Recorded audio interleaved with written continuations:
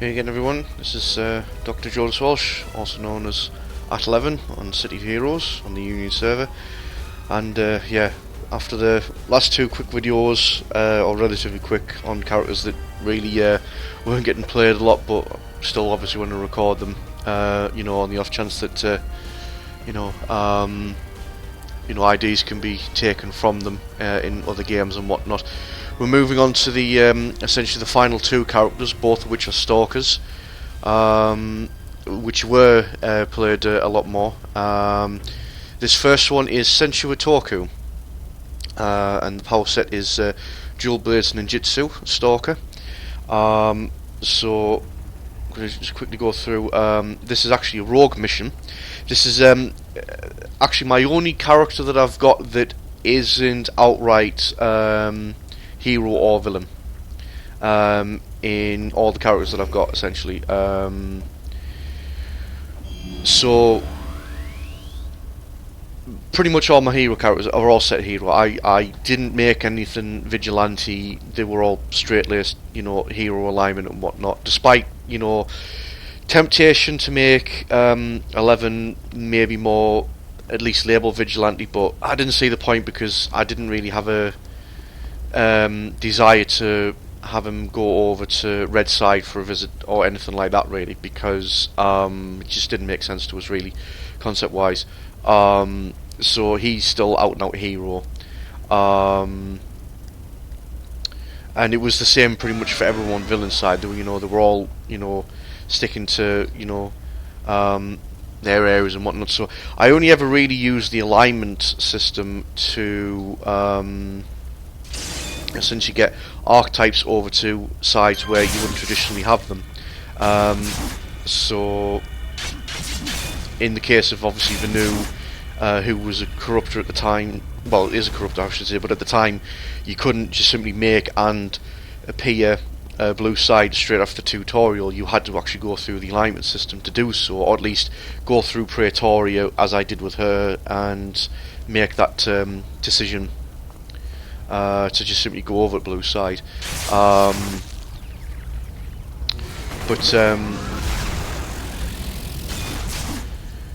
Yeah, for Senshu Hitoku, I actually decided that it was it made more sense to actually make him a rogue. So it started out as a villain, and then decided I was going to make him rogue because essentially he wasn't really tied to any of my villain groups whatsoever. He was pretty much freelance. So was Template and Eric Bridgeland to an extent, but they were out and out, you know, straight-laced villains. And this or the other. Senshu Hitoku was a villain in a sense, but he was actually more. I mean, the name Senshu Hitoku, if you were to translate it into Japanese, was Hidden Tyrant. So it was a little bit more. That essentially he was aiming for a bit more subtlety in his actions, and essentially would instead be like working in the background, so to speak. So he could literally turn up anywhere and work for anyone if it suited his needs, essentially. If it felt that it suited his needs, that was the idea behind it. So I'll just talk about Stalkers in general before I move on to talking about the lore of the character in particular. Oh great, that's missed. Actually, yeah, okay, so the idea of Stalkers, the power sets pretty much were straight copies of what was available for scrappers.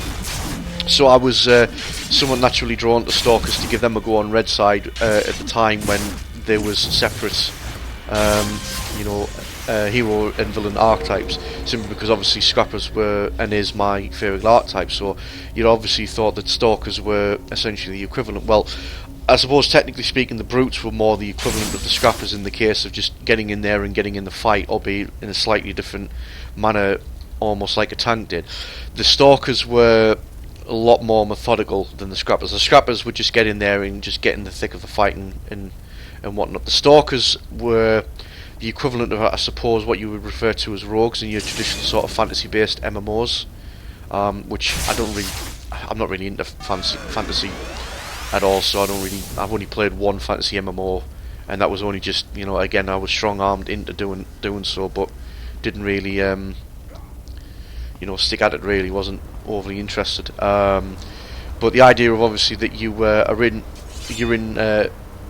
have a hide power which you start off with pretty much straight away, and that's where you do the bulk of the damage. So whereas Scrappers had the chance to do critical damage at any point, Stalkers had guaranteed critical if they struck while they were in hidden. So that was the idea behind it. In recent times they did actually buff Stalkers to make them a bit more viable in teams, because they were essentially they weren't brought into teams whatsoever. They were kind of just seen as a there or just to make up the numbers, or seen as actually a bit of an annoyance and a hindrance to teams, because they had to be so protected, because they weren't very strong essentially, or seemed to be strong. They didn't have the survivability of Scrappers at all. They would have the defense sets, some defense sets, but it wasn't quite the same. So the idea was to essentially try and keep yourself hidden as best as possible with the powers available to you, and do your damage very methodical and patient. So as you notice, I'm playing through here. I'm actually taking my sweet time, actually going through and dealing the damage to the enemies, and then essentially when I can placate, which is the hand symbol there doing the whole these are not the droids you're looking for, immediately puts me back into hidden mode so they don't see me, and usually wait for Assassin Strike to just do extreme damage, and then essentially just continue to really do a number on them. So the idea was that we you get critical strike with any attack, but if you all the attack types had an Assassin's Strike or Assassin's Blow, and that would do extreme damage. So you were usually built around that power to actually do the bulk of your damage. And you can see there that was a lieutenant, even con lieutenant, and was down in one shot from a build up, and the assassin stab essentially. Assassin blades essentially. This is because it's dual blade setup. So so that was the idea of the Stalkers. Essentially, you would be a little bit more methodical. They did actually change it so that you could there was more chance of critical damage out of, in normal combats rather than just in hide, and also they made you notice the orange there on the Assassin's Strike meant that it would be instantly casted after a parry essentially. Done that one already actually. I think I'll actually move on to another mission and continue talking about the character, because Stalkers don't work so well when they're actually being followed by an NPC. So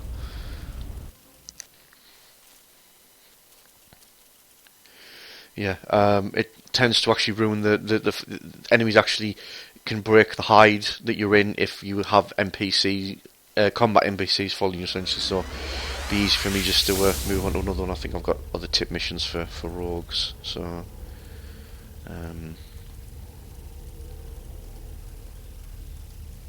yeah, I'll try that one I think. So yeah, they actually made Stalkers, a lot of people actually say maybe even more, maybe a bit too overpowered, but I actually kind of, dug what they did with the Stalkers.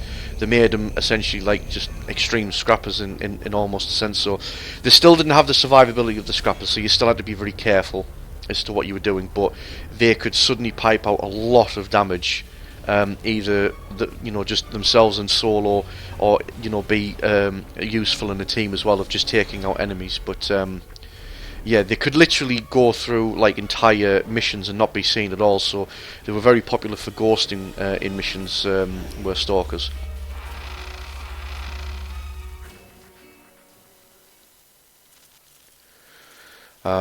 So if you're in a case of you were actually trying to get through and get through missions quickly as a team, if it was a mission where you didn't have to fight anyone, you just literally had to get to a clicky at the end, then that was pretty much it. So Yeah, I completely forgot actually. I still had Incarnate on this character.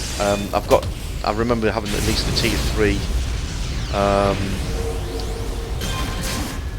3, alpha for endurance, I believe, but I didn't get very far as the judgment. But that was the Vorpal one that was brought in, essentially the big shadow kick towards a mob of enemies. So.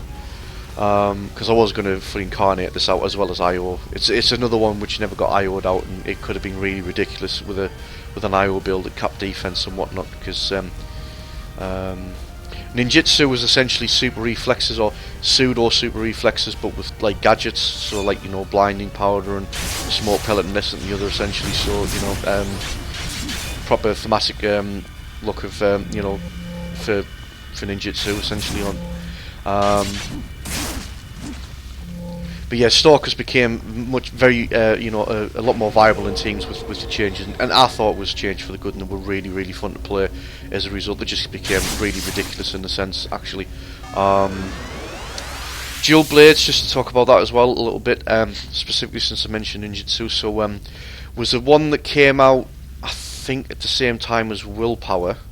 So it's probably way back about issue 11, I think it was, maybe even issue 10.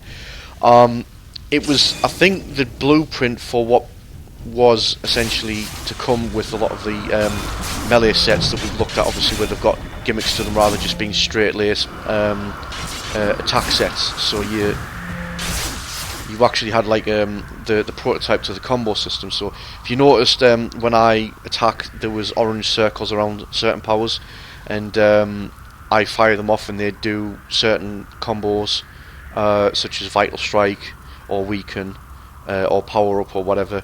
So the idea is obviously Duel Blades meant you really had to take every single attack power. You couldn't really skip anything, and it just meant that you had access to all the combination powers to more through enemies. So I don't know. There was some people that suggested it wasn't very good in that sense, because you were forced into doing all of that, whereas with Street Justice you could actually skip on one of the very early power, and then just pick the other 3, and then as long as you got your combat enders as well, which was the other 3, then that would be that. Same with almost with Titan weapons as well, whereas with Duel Blades you pretty much had to take everything, which some people didn't appreciate much, but I thought it was a decent set. I thought it was pretty good. You were somewhat shoehorned into the combination that you had to use, but I think it worked really. I got the character to 50 very, very easily. I mean, Stalker's easy enough to burn through content as it is anyway. But I think Duel Blades was a pretty effective set, and seemed to work really well with Ninjitsu as well. So I think it all worked. I think it was a pretty good combination, definitely.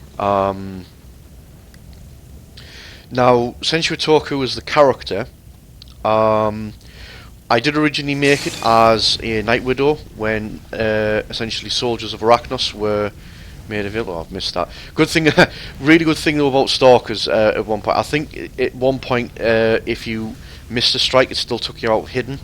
But then they actually got rid of that. So if you missed the strike, then it didn't actually take you out of hide. It only really knocked you out of hide if the attack hit.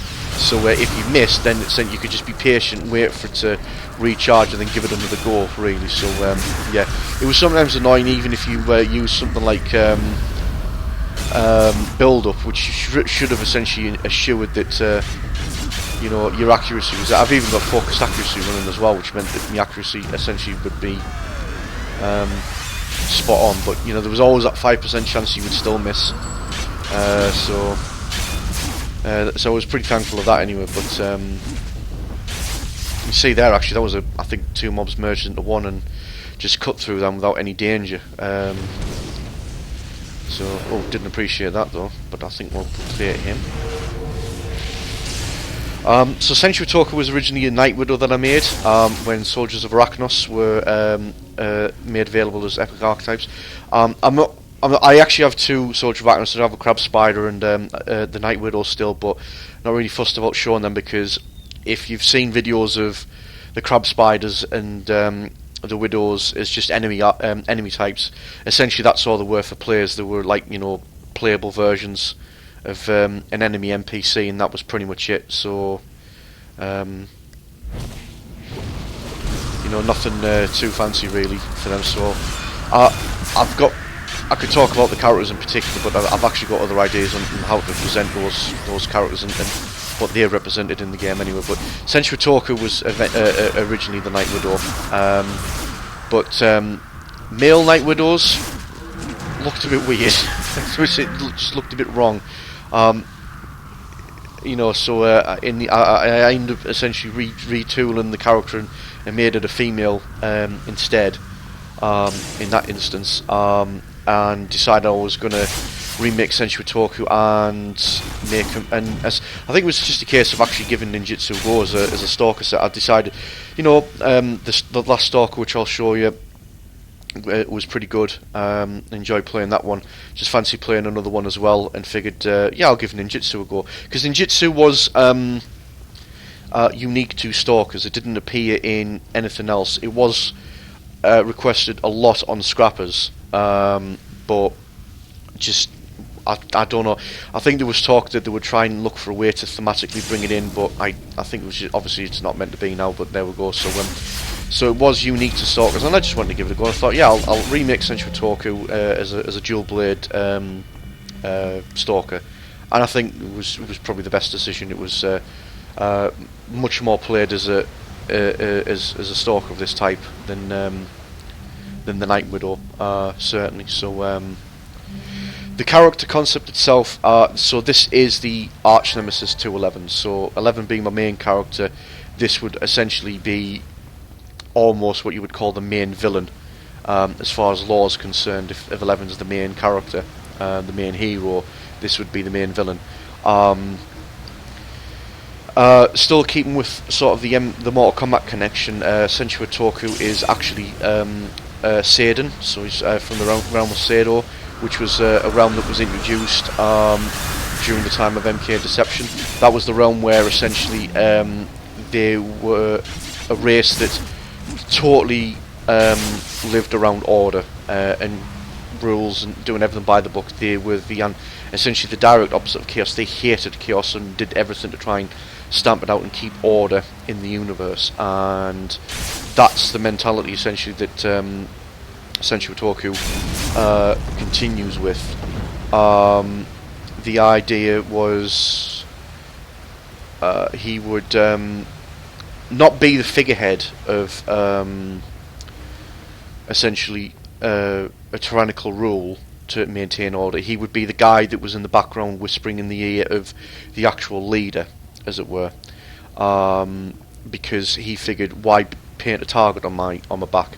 Have someone else be the target and let me manipulate it from the shadows in order to maintain and achieve the order that essentially he desired. So that was the idea. Now 11 had essentially stopped Senshu Hitoku's plan back in Seido. Actually, the story is that how 11 became immortal was he beat a Seidan leader who was essentially given tyrannical rule, who was ruling with the tyrannical fist, or a part of Seido anyway. And while he was keeping order, it wasn't truly to the ideals as such of Seido, but at least he was keeping order. But 11 beat him in a contest, which hell, I'm ripping through these missions here at the moment. I've still got a lot to talk about. Try another one.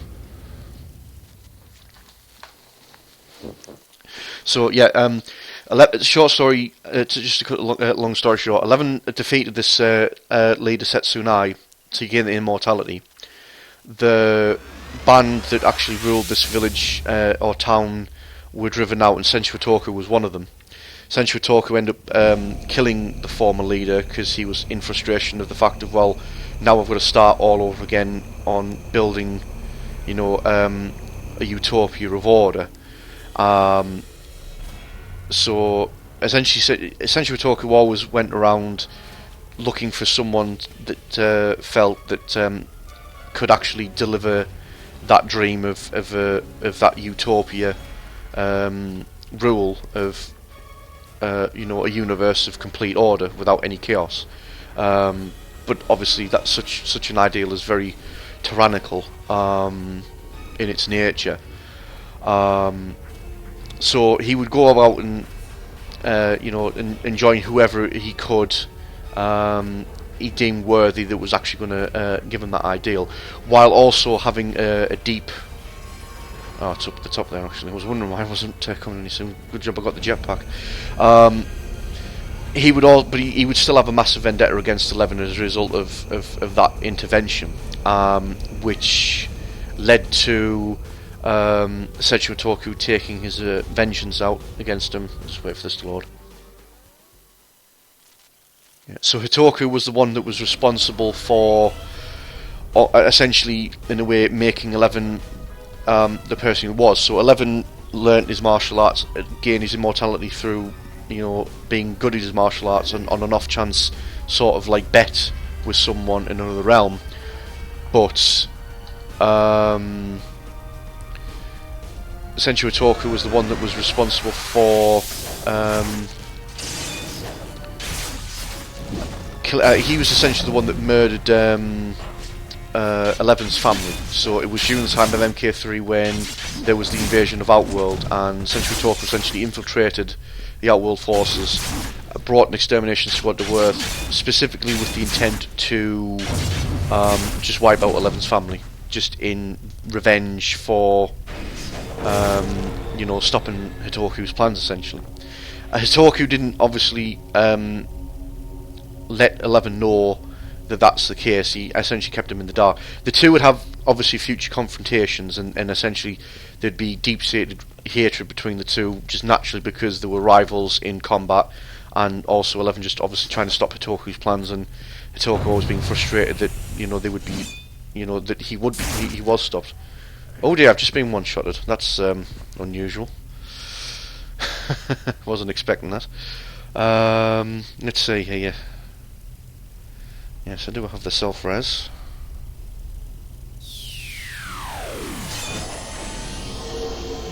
Get myself hidden out the road, I think, and try that again.